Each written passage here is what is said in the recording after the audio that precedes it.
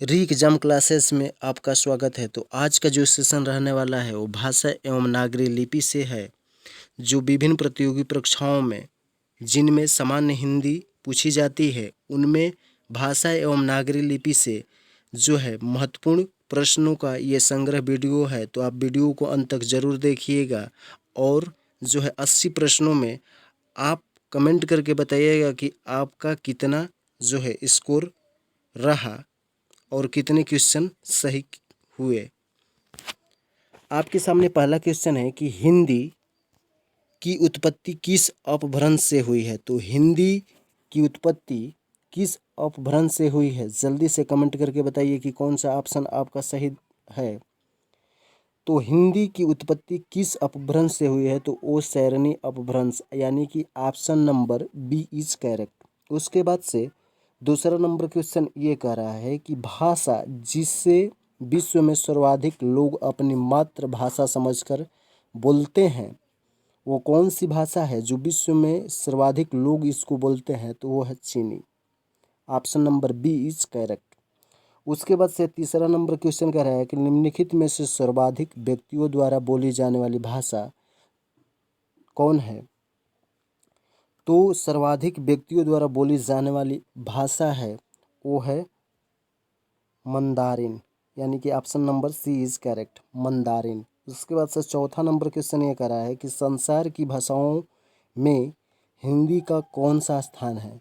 तो जो संसार में जितनी भी भाषाएं हैं उनमें जो है हिंदी का स्थान कितना है, तो वो तीसरा स्थान है हिंदी का। उसके बाद से नेक्स्ट आपके सामने पांचवा नंबर क्वेश्चन इस प्रकार है कि बुंदेली हिंदी की एक बोली है, तो पवारी एवं रठौरी क्या है। बुंदेली हिंदी भाषा की एक बोली है, तो पवारी और रठौरी क्या है, तो ये जो है उपबोली है। Option number A is correct. उसके बाद से छठवां नंबर क्वेश्चन ये कह रहा है कि हिंदी किस परिवार की भाषा है। तो हिंदी किस परिवार की भाषा है, तो हिंदी भारोपीय परिवार की भाषा है, यानी कि option number B is correct. उसके बाद से सातवां नंबर क्वेश्चन कह रहा है कि प्राकृतिक भाषा से आशय क्या है। तो प्राकृतिक भाषा से आशय ये है कि यह संस्कृत की पूर्व की भाषा है, उसी को हम प्राकृतिक भाषा कहते हैं, यानी कि option number C is correct. उसके बाद से आठवां नंबर क्वेश्चन कह रहा है कि प्रथम प्राकृतिक किस भाषा को कहा जाता है। तो प्रथम प्राकृतिक जो पाली भाषा को कहा जाता है, यानी कि option number D is correct. उसके बाद से नेक्स्ट नौवां नंबर क्वेश्चन है और नौवां नंबर क्वेश्चन ये कह रहा है कि अशोक ने अपने सभी अभिलेखों में एकरूपता हेतु प्राकृतिक भाषा का उपयोग किया था। तो अशोक ने अपने अभिलेखों में किस भाषा का प्रयोग किया गया था, ऐसा भी क्वेश्चन बन सकता है। तो वे जो है मगधी भाषा का प्रयोग किए थे। अशोक ने अपने सभी अभिलेखों में जो है प्राकृतिक जो है मगधी भाषा का प्रयोग किए थे। उसके बाद से 10 नंबर क्वेश्चन कह रहा है कि पूर्वी हिंदी किस अपभ्रंश से निकली हुई है। तो जो पूर्वी हिंदी है वो किससे निकली हुई है, तो अर्ध मगधी से जो अपभ्रंश से निकली हुई है। उसके बाद से 11 नंबर क्वेश्चन कह रहा है कि अवधि का आविर्भाव कब से माना जाता है। तो अरबी का जो आविर्भाव है वो माना जाता है जो है 10वीं शताब्दी से, यानी कि option number A is correct. उसके बाद से जो है नेक्स्ट 12 नंबर क्वेश्चन है। 12 नंबर क्वेश्चन ये कह रहा है कि पद्मावत की भाषा है, यानी कि पद्मावत जो लिखी गई है वो किस भाषा में लिखी गई है। तो ये अवधी भाषा में लिखी गई है, option number B is correct. उसके बाद से 13 नंबर क्वेश्चन कह रहा है कि विनय पत्रिका की भाषा है। तो विनय पत्रिका है उसकी भाषा है, तो ये ब्रज भाषा में लिखी गई है Vinay Patrika, option number C is correct. 14 number question आपके सामने है कि बिहारी, बंगाली, उड़िया एवं असमिया भाषा का विकास निम्नलिखित में से किससे हुआ है। तो बिहारी, बंगला और उड़िया की जो भाषा का जो है उत्पन्न ये किससे हुए हैं, तो ये हुए हैं उत्पन्न जो है मगधी भाषा से ये उत्पन्न हुए हैं। उसके बाद से नेक्स्ट आपके सामने 15 नंबर क्वेश्चन है। 15 नंबर क्वेश्चन ये कह रहा है कि पश्चिमी हिंदी है, राजस्थानी और गुजराती अपभ्रंश किस रूप में निकलती है? तो ये निकलती है सैरनी, यानी कि option number C is correct. 16 number question कह रहा है कि ब्रज भाषा का विकास किससे हुआ है? ब्रज भाषा का विकास किससे हुआ है? तो वो हुआ है सैरनी, option number C is correct. उसके बाद से 17 नंबर क्वेश्चन कह रहा है कि हिंदी की विशिष्ट बोली ब्रज भाषा किस रूप में सर्वाधिक प्रसिद्ध है? तो वो है काव्य भाषा, यानी कि काव्य भाषा के रूप में ये प्रसिद्ध है, option number D is correct. उसके बाद से 18 नंबर क्वेश्चन कह रहा है कि खड़ी बोली हिंदी का पूर्व रूप है। खड़ी बोली है जो हिंदी का पूर्व रूप है वो किसका रूप है? तो option number B is correct, Avahatta. उसके बाद से नेक्स्ट जो कि 19 नंबर क्वेश्चन है, और 19 नंबर क्वेश्चन ये कह रहा है कि अमीर खुसरो के काव्य में निम्न में से किस भाषा का परिनिष्ठित रूप से दृष्टि गोचर होता है? तो वो होता है जो अमीर खुसरो के काव्य में ब्रज भाषा मिलता है, option number A is correct. उसके बाद से 20 नंबर क्वेश्चन कह रहा है कि किसके शासनकाल में ब्रज भाषा की विशेष उत्पत्ति हुई? तो अकबर के शासनकाल में, यानी कि option number A is correct, Braj भाषा की उत्पत्ति हुई थी। आप जो है नेक्स्ट 21 नंबर क्वेश्चन कह रहा है कि सूरदास का काव्य किस भाषा में है? सूरदास का काव्य किस भाषा में अधिकतर मिलते हैं? तो अधिकतर मिलते हैं ब्रज भाषा ही सूरदास की जो है भाषा है काव्य की। उसके बाद से 22 नंबर क्वेश्चन कह रहा है कि निम्नलिखित में से किस बोली का अपना कोई साहित्य नहीं है? निम्न में से जो ऑप्शन है उसमें बताइए कि कौन सी ऐसी बोली है जिसका साहित्य नहीं है? तो वो है बघेली। बघेली भाषा का कोई साहित्य नहीं है, अपना कोई साहित्य नहीं है। उसके बाद से नेक्स्ट आपके सामने 23 नंबर क्वेश्चन है, और 23 नंबर क्वेश्चन ये कह रहा है कि पूर्वी हिंदी की बोली होती है। पूर्वी हिंदी की जो बोली होती है तो होती है बघेली। पूर्वी हिंदी की बोली Bagheli, option number B is correct. उसके बाद से 24 नंबर क्वेश्चन कर रहा है कि पूर्वी हिंदी किस अपभ्रंश से निकलती है? तो जो पूर्वी हिंदी है वो अर्ध मगधी, यानी कि option number D is correct है। उसी से पूर्वी हिंदी यानी कि अर्ध मगधी से ये निकलती है। उसके बाद से 25 नंबर क्वेश्चन कह रहा है कि बिहारी, बंगाली, उड़िया और असमिया भाषाओं का विकास किससे हुआ है?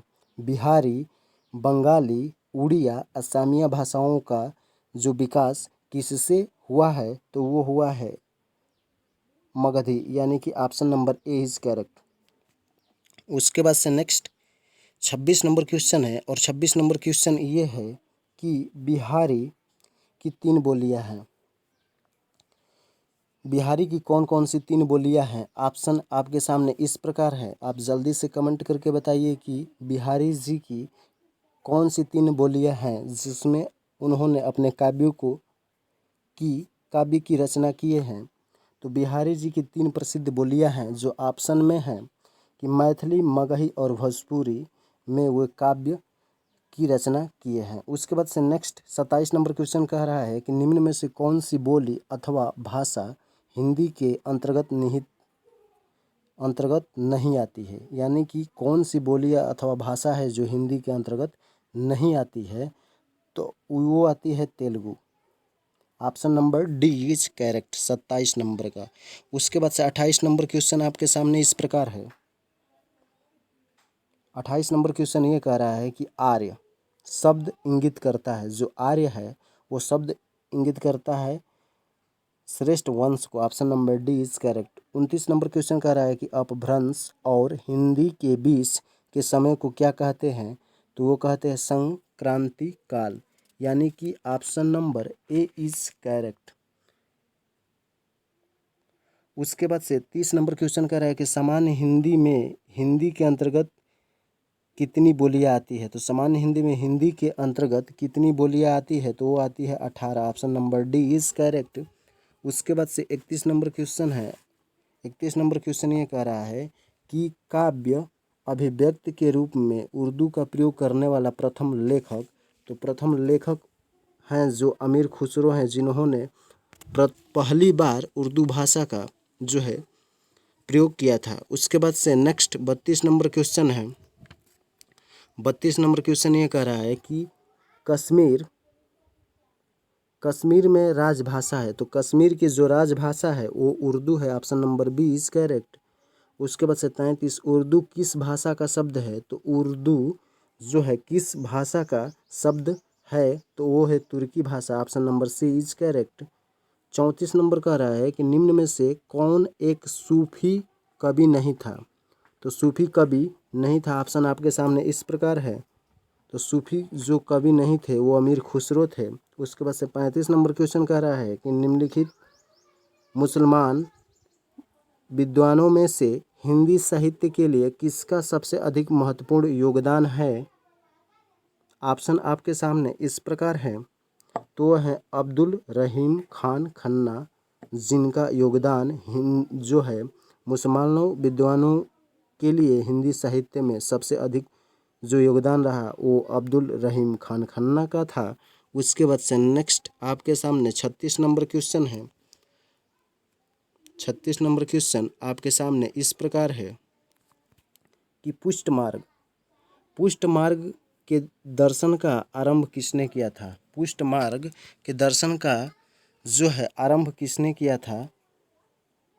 ऑप्शन आपके सामने इस प्रकार हैं, तो वो वल्लभाचार्य थे। Option number A is correct.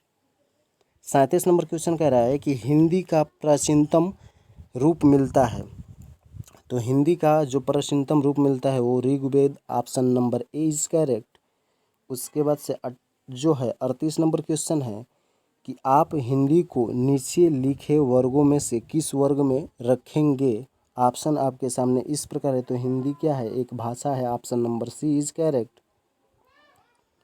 39 number question है कि खड़ी बोली का सबसे पहले उपयोग किसने किया था, तो खड़ी बोली का सबसे पहले प्रयोग किया था वो अमीर खुसरो, यानी कि option number A is correct. उसके बाद से नेक्स्ट 40 नंबर क्वेश्चन है, हिंदी का पहला पत्र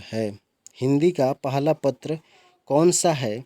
40 नंबर क्वेश्चन है कि हिंदी का पहला पत्र कौन सा है। ऑप्शन आपके सामने इस प्रकार है, तो हिंदी का पहला समाचार पत्र जो कि उदंड मार्तंड है, यानी कि Udant Martand. Option number B is correct. और 41 नंबर क्वेश्चन है कि सत्य प्रकाश की भाषा है, जो सत्य प्रकाश जो लिखी गई है वो किस भाषा में लिखी गई है, तो सत्य प्रकाश जो लिखी गई है वो खड़ी बोली में लिखी गई। Option number C is correct. और 42 नंबर क्वेश्चन कह रहा है कि भारतेंदु ने किस पत्रिका का संपादन किया था, तो भारतेंदु हरिश्चंद्र ने किस जो पत्रिका का जो है संपादन किया था। ऑप्शन आपके सामने इस प्रकार हैं, तो कवि वचन सुधा है। Option number C is correct है, जिसमें कवि वचन सुधा है वो भारतेंदु ने उसी पत्रिका का संपादन किए थे।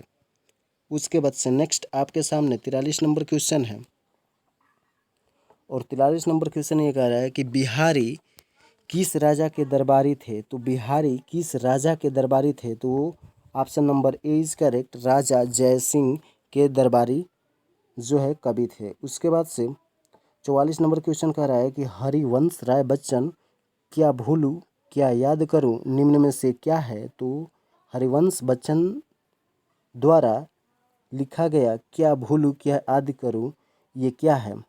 संस्मरण है, उपन्यास है, आत्मकथा है, यात्रा साहित्य है। जल्दी से कमेंट करके बताइए कि ये कौन सा ऑप्शन आप जो है सही है, कि क्या भूलूं क्या याद करूं ये हरिवंश राय बच्चन जी द्वारा लिखा गया है, तो ये है आत्मकथा।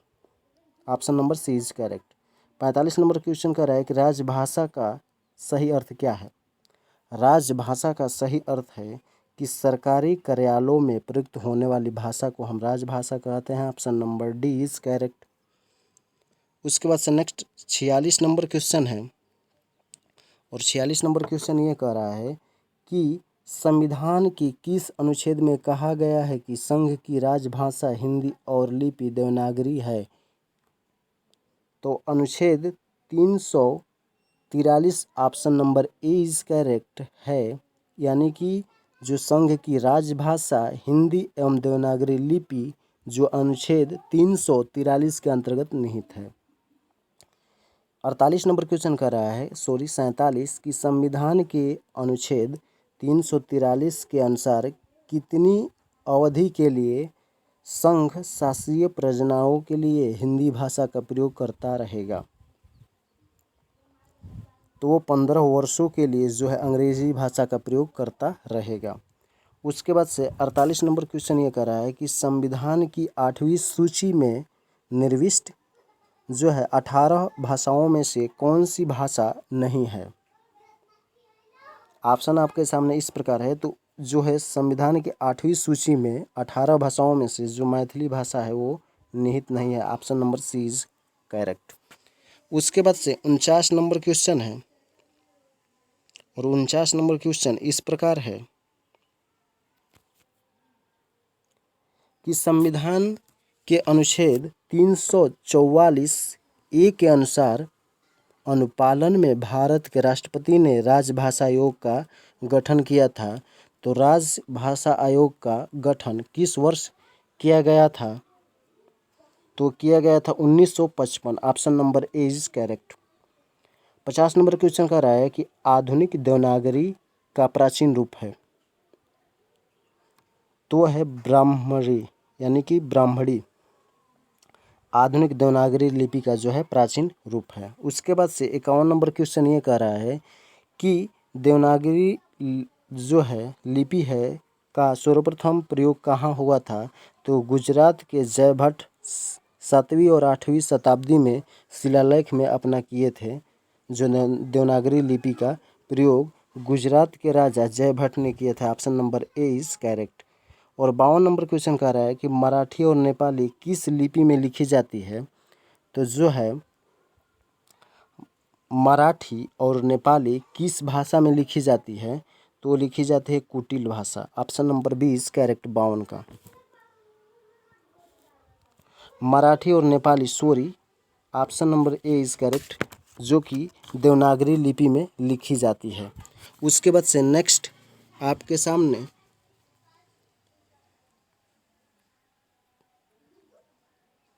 53 नंबर क्वेश्चन है। 53 नंबर क्वेश्चन ये कह रहा है कि सिंधु लिपि को बाएं से दाएं पढ़ने और उसे तमिल भाषा में परिवर्तित करने वाले विद्वान थे। वो option number A is correct harass.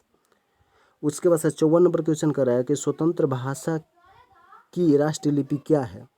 तो स्वतंत्र भारत की जो है राष्ट्रीय लिपि है वो देवनागरी लिपि है। Option number D is correct. उसके बाद से 55 नंबर क्वेश्चन कर रहा है कि हिंदी साहित्य सम्मेलन का संस्थापक कौन है? तो हिंदी साहित्य सम्मेलन का जो संस्थापक हैं वो Purushottam Das Tandon. Option number B is correct. उसके बाद से नेक्स्ट आपके सामने 56 नंबर क्वेश्चन है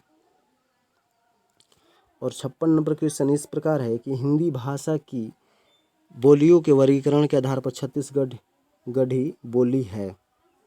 तो छत्तीसगढ़ी जो बोली है वो पूर्वी हिंदी है। Option number B is correct. 57 number question है कि हिंदी का पाणिनि किसे कहा जाता है? तो हिंदी का जो पाणिनि कहा जाता है किशोरीदास वाजपेयी यानी कि option number B is correct Acharya Kishoridas Vajpeyi. 58 number question है कि मानक हिंदी से तात्पर्य क्या है? तो मानक हिंदी से तात्पर्य यह है कि आदर्श के रूप में हिंदी का स्वीकार्य रूप ही मानक हिंदी कहलाता है यानी कि option number A is correct. उसके बाद से 59 नंबर क्वेश्चन है और 59 नंबर क्वेश्चन ये कह रहा है कि गोवा की स्वीकृत राजभाषा है। गोवा की स्वीकृत राजभाषा है जो कि कोंकणी है। Option number A is correct. उसके बाद से 60 नंबर क्वेश्चन कह रहा है कि अवधि शब्द का प्रयोग अवधि शब्द का अर्थ क्या है? अवधि शब्द का जो अर्थ है वो क्या है? ऑप्शन आपके सामने इस प्रकार है। तो अवधि शब्द का अर्थ है अवध की भाषा। Option number A is correct. 61 number question कह रहा है कि देसी शब्द ढोर का अर्थ या संबंध है। तो वो है जंगली गधा। Option number B is correct. 62 number question ये कह रहा है कि गुरुमुखी किस भाषा की लिपि है? तो जो गुरुमुखी है वो पंजाबी भाषा की जो है लिपि है। ऑप्शन नंबर जो है ए इज करेक्ट। उसके बाद से नेक्स्ट आपके सामने जो कि 63 नंबर क्वेश्चन है, और 63 नंबर क्वेश्चन ये कह रहा है कि अवहट किस काल की भाषा है। जो कि अवहट है वो किस काल की भाषा है, तो वो भाषा है आदिकाल की। Option number B is correct. 64 number question कह रहा है कि सैंधव का अर्थ निम्न में से क्या नहीं है। सैंधव का अर्थ निम्न में से क्या नहीं है, तो वो सोना। Option number B is correct. 65 number question कह रहा है कि साधुकड़ी किसकी भाषा है। साधुकड़ी जो कि कबीरदास की भाषा है। Option number A is correct. 66 number question कह रहा है कि बिस्मत का उपयुक्त अर्थ क्या होता है। तो जो बिस्मत होता है उसका बिस्मत का मतलब होता है हैरान। Option number A is correct. उसके बाद से 67 नंबर क्वेश्चन आपके सामने इस प्रकार है कि कापालिक का क्या अर्थ है। कापालिक का क्या अर्थ है, तो कापालिक का वो यह अर्थ है कि जो नर कपाल में भोजन करता है उसे कपालिक कहते हैं। Option number A is correct. 68 number question कर रहा है कि कल्पवास का सही अर्थ क्या है। तो जो कल्पवास है उसका सही अर्थ है कि कुछ समय के लिए गृह त्याग है, क्या कहलाता है, कल्पवास कहलाता है। Option number A is correct. उसके बाद से नेक्स्ट 69 नंबर क्वेश्चन आपके सामने इस प्रकार है कि द्रव्य का उपयुक्त अर्थ क्या होगा। द्रव्य का उपयुक्त जो अर्थ क्या होगा, तो वो होगा धन। Option number D is correct. उसके बाद से 70 नंबर क्वेश्चन है कि पाली किस धर्म की भाषा है, तो वो बौद्ध धर्म की भाषा है। Option number B is correct. 71 number question है कि उर्दू किस भाषा का शब्द है, तो जो उर्दू है वो तुर्की भाषा का शब्द है। Option number C is correct. 72 number question कह रहा है कि हिंदी नवजागरण के अग्रदूत निम्न में से कौन कहलाते हैं। तो हिंदी नवजागरण के अग्रदूत निम्न में से कौन कहलाते हैं। ऑप्शन आपके सामने इस प्रकार है, तो वो भारतेंद्र हरिश्चंद्र कहलाते हैं। Option number B is correct. Hindi नवजागरण के अग्रदूत भारतेंद्र हरिश्चंद्र को कहते हैं। उसके बाद से नेक्स्ट 73 नंबर क्वेश्चन आपके सामने इस प्रकार है कि निम्न में से कौन सी भाषा संस्कृत भाषा का अपभ्रंश है। ऑप्शन आपके सामने इस प्रकार है, तो पाली भाषा है जो संस्कृत भाषा का अपभ्रंश कहलाती है। Option number D is correct. 74 number question है कि निम्न में से अभिव्यक्ति के लिए कितने रूप होते हैं। तो अभिव्यक्ति के लिए कितने रूप होते हैं, रूप होते हैं। Option number A is correct. 75 number question है कि मराठी और नेपाली किस लिपि में लिखी जाती है। तो जो है मराठी और Nepali, option number A is correct, Devanagari लिपि में लिखी जाती है नेपाली और मराठी भाषा। उसके बाद 76 नंबर क्वेश्चन है कि अंधों की पढ़ने की लिपि को क्या कहते हैं। तो अंधों के पढ़ने के लिए ब्रेल लिपि का प्रयोग किया जाता है। Option number A is correct 76 का। उसके बाद से 77 नंबर क्वेश्चन आपके सामने इस प्रकार है। 77 नंबर क्वेश्चन ये कह रहा है कि समुच्चय बोधक के संबंध में कौन सा कथन सही नहीं है। ऑप्शन आपके सामने इस प्रकार है, तो समुच्चय बोधक में विकारी शब्द होते हैं। जो समुच्चय बोधक होते हैं वो विकारी शब्द होते हैं। ऑप्शन नंबर 20 जो है इसमें जो है सही नहीं है, वो जो है अविकारी शब्द होते हैं। यही जो है समुच्चय बोधक के संबंध में यही गलत है। ऑप्शन नंबर 20 करेक्ट है इसमें। 78 नंबर क्वेश्चन कह रहा है कि हिंदी भाषा की बोलियां के वर्गीकरण के आधार पर छत्तीसगढ़ी बोली है। तो छत्तीसगढ़ी बोली है तो है पूर्वी Hindi. Option number B is correct 78 का। उसके बाद से जो है 79 नंबर क्वेश्चन है कि हिंदी किस लिपि में लिखी जाती है। तो Hindi option number A is correct, Devanagari लिपि में लिखी जाती है। उसके बाद से नेक्स्ट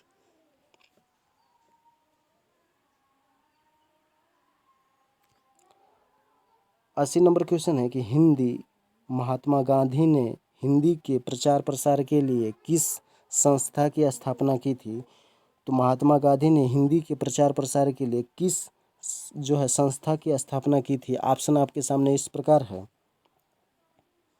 तो गुजरात हिंदी विद्यापीठ की स्थापना की थी महात्मा गांधी ने हिंदी भाषा के प्रचार प्रसार के लिए।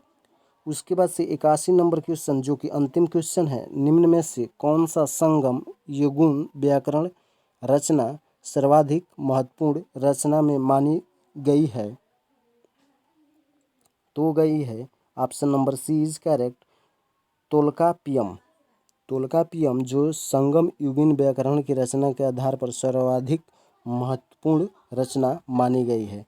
तो आज का जो है देवनागरी और भाषा से संबंधित 80+ क्वेश्चन आपने सॉल्व इस वीडियो में किए। आप कमेंट करके बताइए कि इनमें आपका कितना क्वेश्चन सही रहा, क्योंकि ये विभिन्न प्रतियोगी परीक्षाओं में इससे जो है सबसे अधिक प्रश्न पूछे जाते हैं और सभी प्रतियोगी परीक्षाओं में इससे एक प्रश्न अवश्य ही पूछ ही लिए जाते हैं। तो thank you watching for my video.